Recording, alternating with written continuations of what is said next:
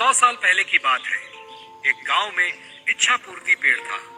जो भी उस पेड़ को पानी डालकर अपनी इच्छा मांगता, वो उसकी इच्छा पूरी कर देता।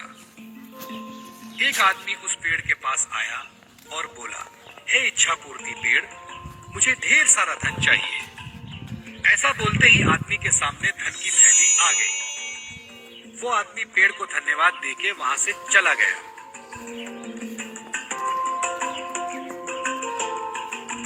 इसी तरह कई लोग उस पेड़ को पानी डाल के अपनी इच्छा मांगने लगे और पेड़ उन सब की इच्छा पूरी करता रहा।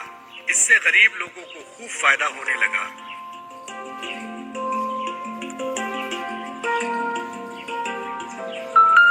लेकिन कुछ सालों बाद इच्छा पूर्ति पेड़ बूढ़ा हो गया। उसकी शक्तियां भी खत्म हो गई। अब वो किसी की इच्छा पूरी करने के लायक नहीं रहा। एक दिन एक औरत उस पेड़ के पास आई और बोली, हे इच्छा पूर्ति पेड़, मुझे खाने के लिए कुछ अनाज चाहिए। लेकिन उस औरत की इच्छा पूरी नहीं हुई। वो औरत नाराज होकर वहां से चली गई। ये देखकर पेड़ को बड़ा दुख हुआ। वो खुद से बोलने लगा, काश कुछ ऐसा हो जाए कि खोई हुई शक्तियां मुझे वापस मिल जाए और मैं लोगों की इच्छा पूरी कर सकूं। मुझे ये बिल्कुल अच्छा नहीं लगता कि लोग खाली हाथ वापस जा रहे हैं। हे भगवान, मुझे मेरी सारी शक्तियां वापस लौटा दो। आपकी बहुत कृपा होगी, बहुत बहुत कृपा होगी। ऐसा बोलते ही इच्छा पूर्ति पेड़ भावुक हो गया और रोने लगा। तभी वहां भगवान प्रकट हुए और पेड़ से बोले, क्या हुआ पेड़, क्यों रो रहे हो? पेड़ ने बताया, भगवान, मेरी सारी शक्तियां अब खत्म हो गई हैं। मैं किसी की मदद नहीं कर सकता। सारी शक्तियां अब खत्म हो गई हैं। मैं किसी की मदद नहीं कर सकता। कृपया मेरी मदद करें। इस पर भगवान बोले, एक उपाय है, थोड़ा कठिन है। यहाँ से दूर जंगल में एक जादुई कुआं है। अगर उस कुएं से पानी लाकर तुम्हें डालें तो तुम्हारी शक्तियां वापस आ सकती हैं। लेकिन वो पानी कौन लाएगा, ये तुम्हें सोचना है। ऐसा बोलते ही भगवान गायब हो गए और पेड़ नाराज हो गया, क्योंकि वो तो चलकर कुएं के पास जाएगा नहीं। सो वो रोने लगा। पेड़ की रोने की आवाज सुनकर वहां से गुजर रहा एक आदमी उसके पास आया।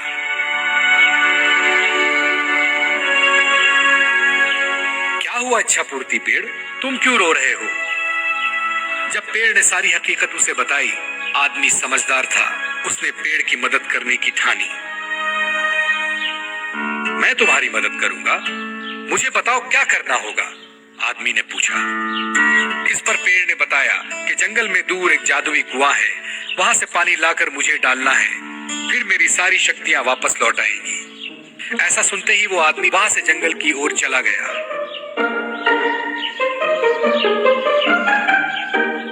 चलते चलते वो जादुई कुआं दिखाई दिया। वो झट से कुएं के पास गया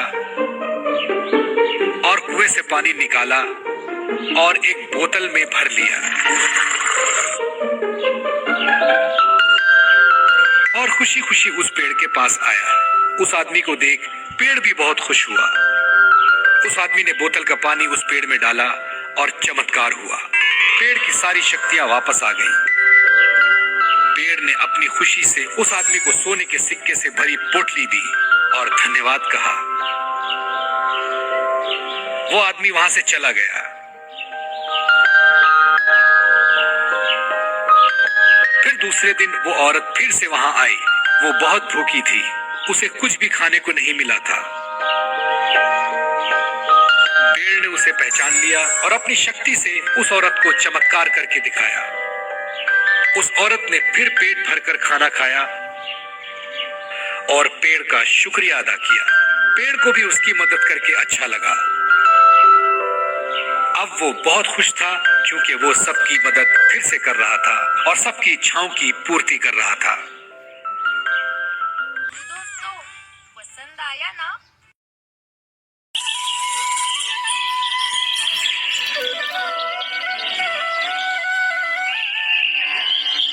एक बार की बात है, कमलापुर नाम के गांव में एक भिखारी रहता था। वह हर दिन खाने की तलाश में अलग अलग गांव में जाकर फिरता था। एक दिन वह रोज की तरह भिक्षा मांगकर अपने घर की ओर निकलता है। रास्ते में एक घना जंगल पड़ता है। वह अपनी धुन में मस्त होकर जंगल से जा रहा था। वह जाते जाते तेज आवाज में बोलता है, हे भगवान, यह जिंदगी छोटी ही सही, मगर मुस्कुराना छोड़ो। जो मिले उसे अपनाओ और खुद को तड़पाना छोड़ो। अरे यह जंगल भी बड़ा सुनसान और घना है। जंगल का रास्ता बड़ा सुनसान था। वह आगे जाता है। फिर देखता है कि एक पेड़ के नीचे एक व्यक्ति बैठा था। वह राजशाही पोशाक पहना हुआ था, लेकिन उसके चेहरे पर उदासी छाई हुई थी। वह और कोई नहीं, सूरजगढ़ का राजा राय प्रताप था, जो अपने राज्य से भाग कर आया था। वह अपने महल से भागकर जंगल में आ गया। यह जीवन भी कितना अजीब है। मेरे पास सब कुछ होते हुए भी मैं दुखी हूँ। मेरे करीब रहने वाले मेरी प्रजा, मेरे परिवार वाले मेरी पत्नी, सब लोग मेरी राजगद्दी के लिए मुझे मारना चाहते हैं, और यह आदमी इसके पास कुछ नहीं होते हुए भी इतना खुश कैसे है? भिखारी ने राजा को देखा। वह राजा की पोशाक और शरीर को देखकर थोड़ी देर के लिए रुक गया। राजा के पास जाकर बोला, अरे राम राम भैया, राम राम, क्या हाल है?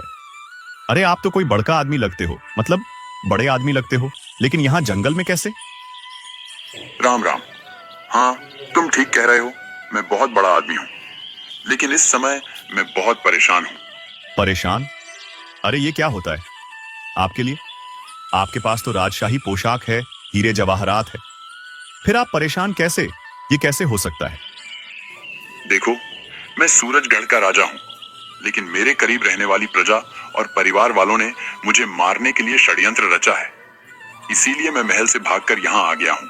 अरे मेरा खुद का सगा भाई मुझे मारना चाहता है। उसने मेरे खाने में जहर मिला दिया था। अरे वह तो अच्छा हुआ कि वह खाना मेरी बिल्ली ने खा लिया था और मैं बच गया। तब से मैं समझ गया कि मेरी जान खतरे में है, इसलिए मैं महल छोड़कर यहाँ आ गया। अरे भैया, आप जैसे बड़े व्यक्ति के साथ भी ऐसा हो सकता है? ये तो हमने कभी सोचा ही नहीं। अच्छा, आप इस जंगल में कैसे रह रहे हो? मतलब कैसे चल रहा है जीवन? अरे गुजारे में क्या है, रास्ते में जो फल फूल मिलते हैं उसी से गुजारा कर लेता हूँ। लेकिन आज मुझे बहुत तेज भूख लगी है। क्या तुम्हारे पास कुछ खाने के लिए है? भिखारी ने अपनी पोटली खोली और उसमें से 2 सूखी रोटी और थोड़ा गुड़ था।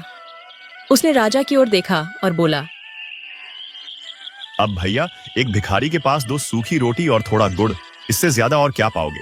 लेकिन यह मुफ्त में नहीं मिलेगा, पहले ही कह देता हूं। मुफ्त में नहीं? अब इसका क्या मतलब है?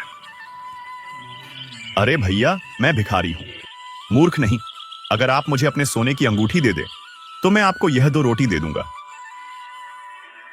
राजा कुछ पल के लिए सोच में पड़ गया, लेकिन फिर राजा ने मुस्कुराते हुए अपनी अंगूठी उतारी और उसे दे दी।